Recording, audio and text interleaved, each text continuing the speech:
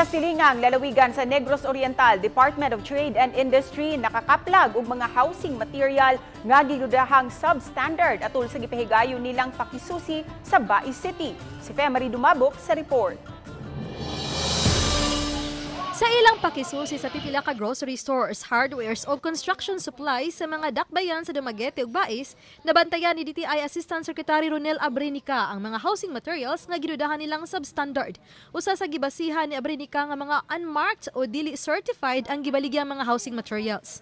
Iyang gipasabot nga ang mga produkto nga pasado sa kalidad maong mga tatak nga pasado kini sa gilatid nga product standards. Higpit nga nagmonitor niini ang DTI kay nag-ung-ung sa kakuyaw ang kinabuhi sa mga tao nga makapalit sa mga produkto nga substandard.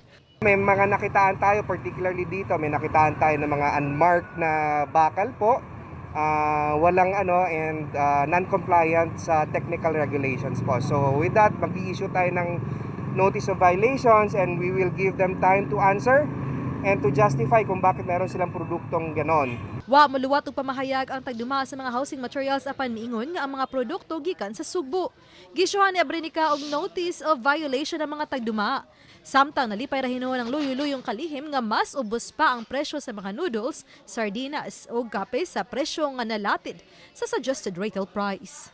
So far po, maganda yung takbo ng presyo dito, particularly dito sa bayan po ng Bais, kasi mura po sila ng piso hanggang sa 5 piso as compared to the SRP. Uban ni Clans Gabutin, ako si Femari Dumabok. Balitang Bisdak!